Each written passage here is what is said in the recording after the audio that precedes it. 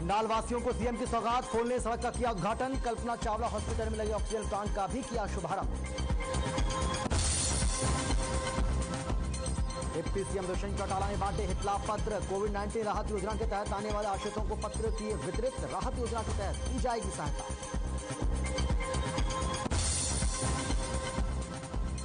BJP प्रदेश अध्यक्ष OP Dhankhar ने अभय सिंह चौटाला पर साधा निशाना। कहा, अपने बयान से मुकर गए अभय चौटाला। अभय वचनवीर नहीं, बयानवीर है।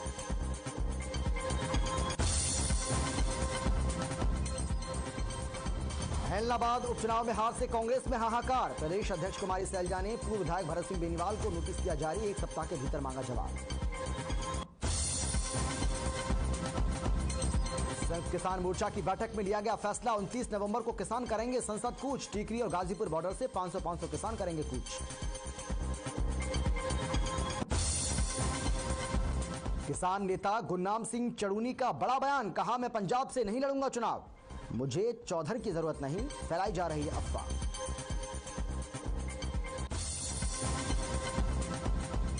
और हरियाणा में 1 दिसंबर से 100% कैपेसिटी के साथ खुलेंगे स्कूल। शिक्षा मंत्री कल्पाल गुर्जर ने दी जानकारी। कहा, कोविड नियमों का पालन होगा जरूरी।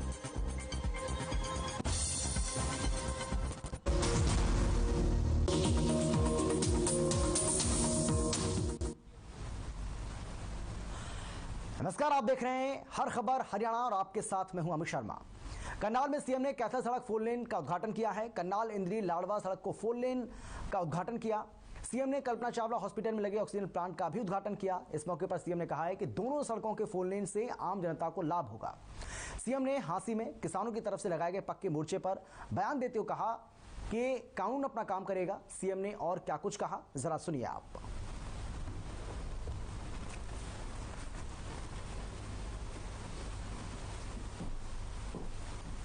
मित्रों, इन 2 दिवसीय मेरे करनाल के दौरे में मैंने 12 प्रोजेक्ट्स जो हैं उनका उद्घाटन किया है और लगभग 525 करोड़ रुपए का एक प्रकार से इस राशि के ये प्रोजेक्ट सारे जनता को समर्पित किए हैं। इस अवसर पर मैं इनकी सुविधाएं जो जनता को मिलेंगी उनको बहुत बहुत शुभकामनाएं और बहुत बहुत बधाई देता हूं। और इसी प्रकार से विकास के कार्य न केवल करनाल में बल्कि पूरे प्रदेश में चल रहे हैं और प्रदेश में जहां भी मैं जाता हूं वहां ये सारे कार्यक्रम उद्घाटन के मेरे द्वारा किए जाते हैं। पिछले दिनों में कोविड में 2 बार मैंने ऑनलाइन ये उद्घाटन जो है हजारों करोड़ रुपए के 2 बार वहां से भी किए हैं। इसलिए विकास की गति कोविड के अंदर थोड़ी स्लो जरूर हुई थी लेकिन थमी नहीं थी। अब चूंकि कोविड से हम निजात पा रहे हैं और मुझे आशा है कि ये कोविड का जो सारा सिलसिला ये डाई डाउन हो जाएगा और बहुत जल्दी पूरी स्विंग से ये सारे काम जो रुके हुए भी होंगे, स्लो गति होगी, पूरे स्विंग से फिर दोबारा से। मैंने कल कहा है कानून अपना काम करेगा। जिसका दोष होगा उसके खिलाफ कार्रवाई होगी। अगर दोष नहीं होगा तो दबाव में कहीं भी आकर के कोई कार्रवाई किसी के खिलाफ नहीं होगी। हम लोकतांत्रिक सरकार है, लोकतांत्रिक सरकारों में दबाव की राजनीति नहीं चलती है। इस दबाव के कारण से सरकार का कोई भी निर्णय नहीं बदला जाएगा। सीएम मनोहर लाल ने करनाल शहर के वार्ड नंबर 16 में करीब 4 एकड़ में बनाए गए मिनी खेल स्टेडियम का उद्घाटन किया। साथ ही इस स्टेडियम को सिख सरदार मिल्खा सिंह खेल मैदान का नाम देने की घोषणा भी की और कहा कि खेल मैदान के गेट पर उनकी एक प्रतिमा स्थापित की जाएगी। इसके साथ ही करीब 2.5 एकड़ भूमि पर सामुदायिक केंद्र और इसके साथ ही प्रथम तल पर लाइब्रेरी बनाने का भी ऐलान किया। सीएम ने कहा कि खेल मैदान के कोने पर योगा शेड बनाया जाएगा जिसमें योग कक्षाएं लगेंगी और कैलाश गांव में उपलब्ध 7 एकड़ जमीन पर करीब 8 करोड़ रुपए की लागत से हॉकी का एस्ट्रोटर्फ मैदान बनाया जाएगा। सीएम ने आगे कहा कि हरियाणा अब खेलों का हब बन चुका है। यहां खिलाड़ियों के लिए हर संभव सुविधाएं जुटाई जा रही हैं। मैं आपसे पूछना चाहता हूं कि अगर इस मैदान का नाम हम मिल्खा सिंह जी के नाम से रख दें तो कैसा रहेगा?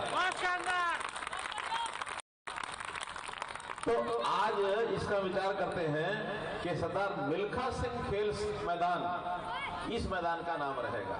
इसलिए मित्रों, ये जो मैदान है इसके ऊपर अभी तो जो कुछ बनाया गया है उसमें एक हॉकी का मैदान बना दिया है और इस मैदान के सुरक्षा और बचाव के लिए चारों तरफ तारबंदी भी कर दी गई है, उसकी घेराबंदी की गई है और यहाँ एक ओपन एयर जिम, ताकि जिम के ऊपर भी जाकर के बच्चे नौजवान वो अपना व्यायाम कर सके। 14 उपकरण उसमें लगा दिए हैं। एक वॉलीबॉल का कोर्ट बन गया है, बच्चों के लिए झूले और अन्य उपकरण ये भी लग गए हैं और चारदीवारी के साथ साथ मिल्खा सिंह जैसे दौड़ते थे ऐसे दौड़ का एक ट्रैक ये भी बनाया गया है। 4 जो है बड़ी लाइटें जैसे हम देख रहे हैं ना, ताकि रात के समय भी यहाँ पूरी रोशनी रहे, ताकि कोई किसी भी।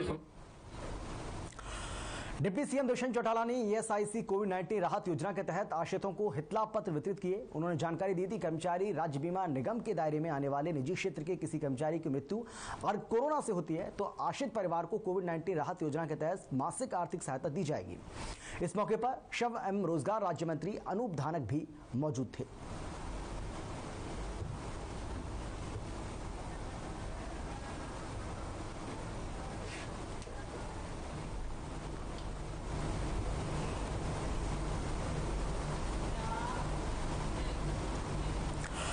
पंचकुला बीजेपी कार्यालय पहुंचे बीजेपी प्रदेश अध्यक्ष ओपी धनखड़ ने ऐलनाबाद उपचुनाव में अभय चौटाला की जीत पर तंज कसा। धनखड़ ने कहा कि अभय चौटाला कहते थे कि जब तक कानून रद्द नहीं होंगे तब तक वो विधानसभा नहीं जाएंगे। अभय वचनवीर नहीं बल्कि बयानवीर हैं। अपने वचन को छोड़कर अभय चौटाला फिर से विधानसभा पहुंच गए।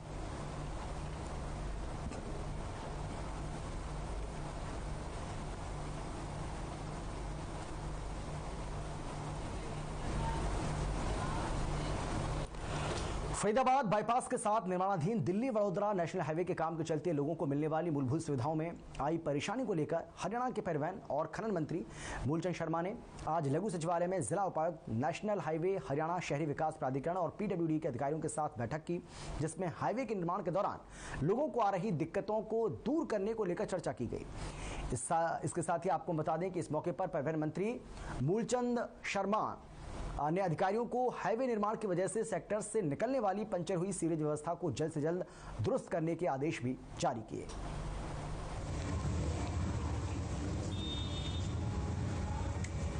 यहाँ पे सीवर लाइट डलेगी, मूलचंद जी पूरा काम करवा रहे हैं, इससे पूरा यहाँ पे अच्छा होगा और सफाई भी रहेगी और घर पे गंद भी नहीं आएगा, तो बहुत अच्छा काम करवा रहे हैं यहाँ पे। तो नारियल तोड़ा है और मैंने नारियल भी तोड़ा है और इसकी खुशी है पूरे यहाँ के एरिया को।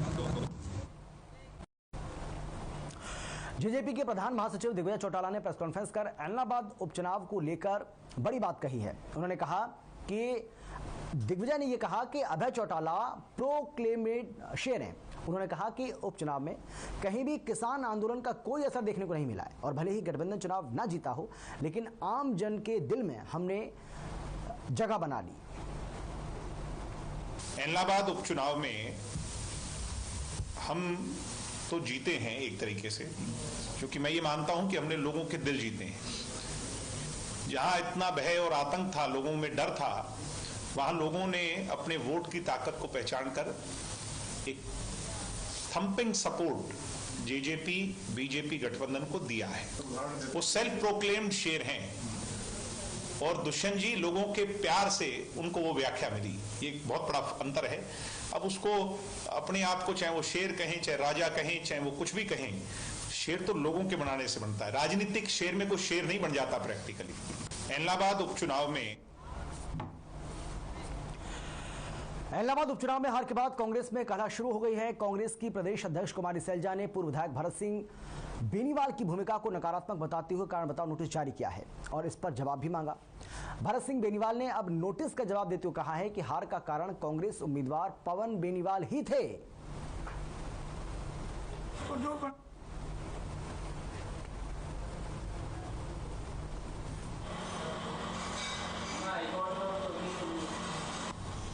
मैंने 91 चुनाव लड़ा था। 91 चुनाव में 90,000 वोटों से मैंने 32,500 वोट दिए, 32,343 से गए थे। तो उसमें उसके बाद मेरी टिकट काट दी थी, उसमें 16,500 या 16,000 वोट आए थे। दूसरी बार फिर उनके मेरी टिकट नहीं मिली, फिर उसमें 19,500 वोट आए थे। इतने वोट आए थे 2 गेड़ों में।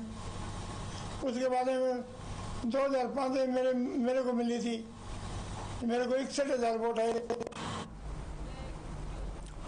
वहीं 3 कृषि कानून के विरोध में दिल्ली की सीमाओं पर किसानों का आंदोलन लगातार चल रहा है, जिसको लेकर सोनीपत कुंडली बॉर्डर पर संयुक्त किसान मोर्चा की अहम बैठक हुई, जिसमें फैसला लिया गया कि 26 जनवरी को दिल्ली की सीमाओं पर किसानों की संख्या बढ़ाई जाएगी।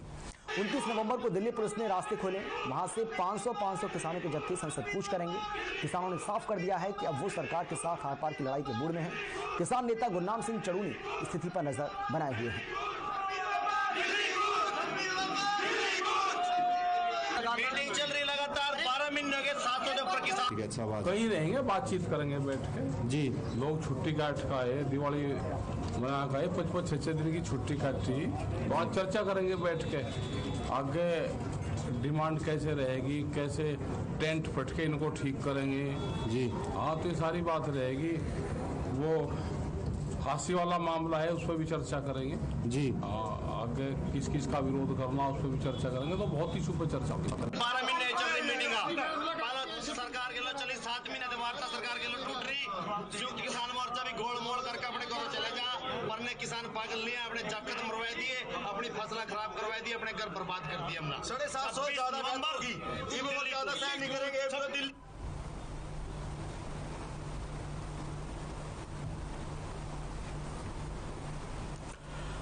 प्रदेश सरकार की ओर से रबी की फसलों के पंजीकरण के लिए मेरी फसल मेरा ब्यौरा पोर्टल को खोल दिया गया है। किसान रबी की फसलों का रजिस्ट्रेशन करवा सकते हैं। और इस संबंध में जानकारी देते हुए तोशाम के खंड कृषि अधिकारी संजय मक्कड़ ने बताया कि सरकार ने किसानों के लिए 7 नवंबर से मेरी फसल मेरा ब्यौरा पोर्टल शुरू किया है। किसान इस पोर्टल पर जाकर खुद भी रजिस्ट्रेशन कर सकते हैं, वरना किसी CSC सेंटर पर जाकर फसलों का ब्यौरा दर्ज करवा सकते हैं।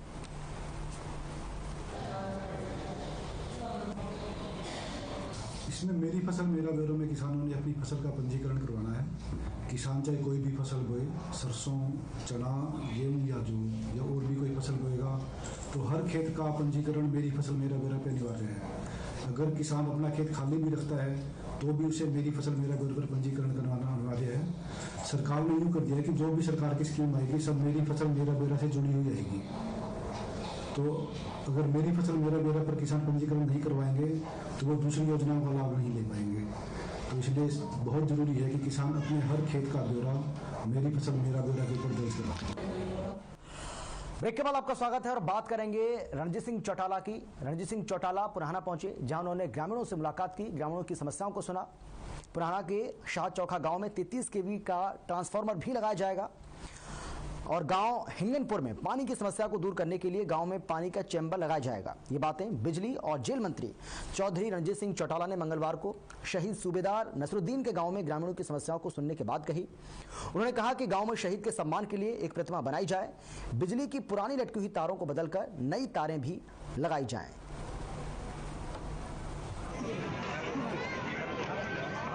करते हैं उसका जो लोगों ने करा, पहले से उनका मार्जिन कम हुआ है। जिस इशू पे इस्तीफा दे के गए थे कि मैं इस्तीफा दे के जा रहा हूँ, ये एक्ट होंगे तब तक वापस नहीं आऊँगा, तो विधानसभा में वापस आ गए। फर्क तो पड़ा नहीं, मार्जिन कम करके वापस आ गए।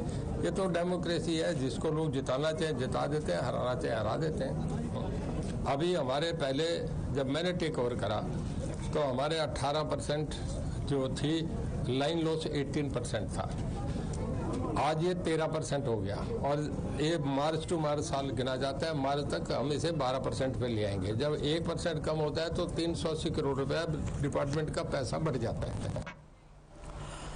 भवानीखेड़ा अनाज मंडी में अपनी धान की फसल की बिक्री के लिए पहुंच रहे किसानों को दामों को लेकर नाराजगी है। 2 दिन पहले आए धान की फसलों के दामों में गिरावट से किसान नाराज हैं। उनका कहना है कुछ दिन पहले प्राकृतिक आपदा और फिर फसलों की बिजाई के समय पर DAP खाद की कमी और अब धान की फसलों के दामों में गिरावट से हमें परेशानी है। 2 दिन से सरकार ने धान की फसलों का जो रेट तय किया है वो किसानों के लिए नाकाफी है। इससे तो उनकी लागत और नुकसान की भरपाई हो पाना मुश्किल है।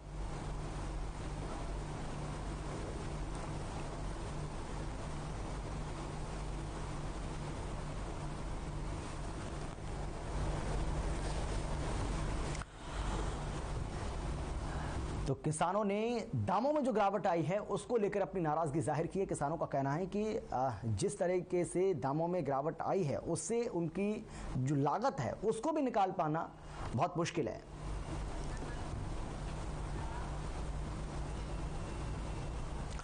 कोलंबिया एशिया हॉस्पिटल और विक्रम हॉस्पिटल अब मणिपाल हॉस्पिटल्स परिवार का हिस्सा है। इसकी रीब्रांडिंग मणिपालन अस्पताल के आधुनिक स्वरूप पर जोर देती है और उच्च गुणवत्ता वाली प्रोफेशनल सेवाओं का प्रदर्शन करती है, जिसकी अपेक्षा मरीज करते हैं। ये रीब्रांडिंग मणिपाल हॉस्पिटल्स को एक नई पहचान देगी। साथ ही मणिपाल हॉस्पिटल्स दुनिया भर में मरीजों को विश्व स्तरीय स्वास्थ्य सेवाएं प्रदान करने में केंद्रित रहेगा।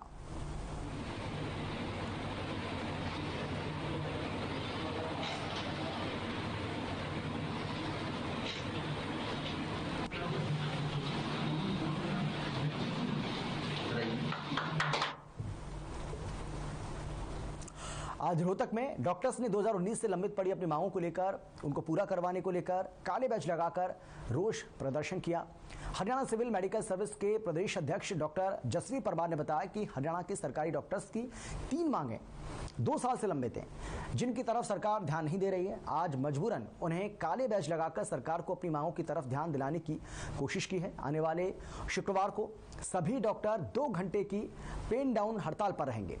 इसके साथ ही उन्होंने कहा कि अगर सरकार फिर भी उनकी बात को नहीं सुनती है तो सभी डॉक्टर मजबूर होकर पूर्ण स्ट्राइक पर चले जाएंगे, जिसके लिए सरकार ही जिम्मेदार होगी।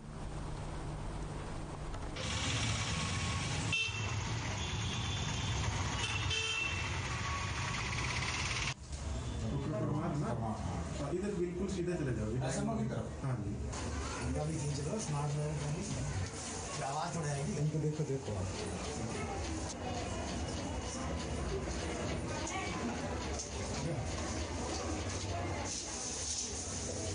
घंटे बाद सुनाएंगे। ये दवाई ले लो, 1 घंटे बाद आके अपना टेस्ट करवा लो।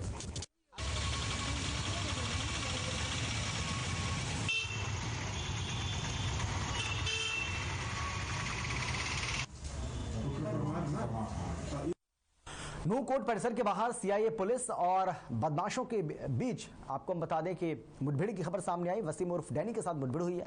मुठभेड़ में कोर्ट परिसर गार्ड रूम में तैनात सिपाही परवीन के पैर में गोली लग गई, लेकिन सीआईए पुलिस ने बदमाश वसीम उर्फ डैनी को काबू कर लिया। घायल सिपाही को गवर्नमेंट मेडिकल कॉलेज में एडमिट करा दिया गया है, जहां पर उसका इलाज चल रहा है। सीआईए का ही है जिसको गोली लगी? नहीं,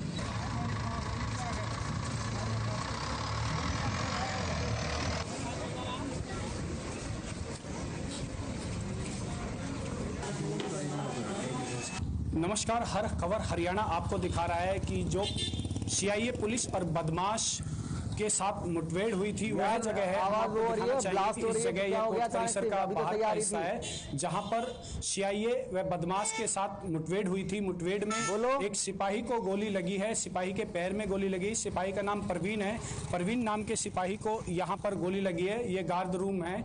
गार्ड रूम जैसे कि आप पीछे देख सकते हैं। गार्ड रूम के बाहर से जो ये कर्मचारी था, जो सिपाही था, वह यहाँ ड्यूटी पर तैनात था। जैसे ही सीआईए पुलिस द्वारा बदमाश है उसको पकड़ने की कोशिश की जाती है तो सिपाही उसको काबू में करता है। उसी समय बदमाश अपने बचाव के लिए फायरिंग करता है, जो सिपाही के पैर में लगती है। परवीन नाम का जो सिपाही है इसके पैर में लगती है। जो बदमाश है वो डैनी उर्फ वसीम नाम का बदमाश है, जिसपे काफ़ी लंबे समय से बदमाशी करता आ रहा था और कई मामले उसके ऊपर दर्ज थे। आप देख सकते हैं कि हम तस्वीरों में आपको दिखाएंगे कि यहाँ पर जो बदमाश था वो किस तरीके से यहाँ पर पुलिस के साथ मुठभेड़ हुई थी, वह हम आपको दिखाना चाहेंगे। ये जो जगह है यहाँ पर बदमाश को काबू किया गया था और इस जगह जो आप पीछे देख सकते हैं इस जगह पर बदमाश और पुलिस की मुठभेड़ हुई थी, जिसको पुलिस ने अब काबू कर लिया है। सीआईए पुलिस उसको ले गई है। सीआईए पुलिस के हिरासत में वह बदमाश है। हर खबर हरियाणा के लिए मेवात से अनिल मोनिया।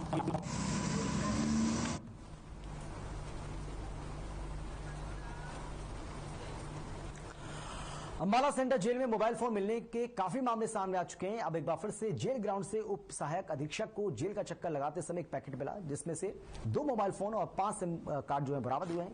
जेल अधिकारी की शिकायत पर पुलिस ने मामला दर्ज कर लिया है और साइबर सेल की मदद से जल्द ही मोबाइल और सिम कार्ड के बारे में पता लगाने की पुलिस कोशिश कर रही है।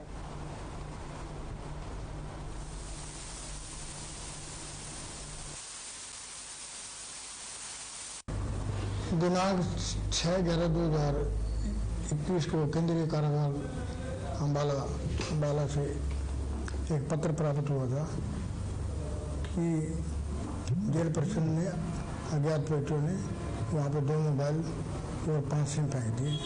उसकी कार्रवाई के लिए मेरे पास पत्र प्राप्त हुआ था 6 तारीख को, और उस पत्र के ऊपर FIR नंबर।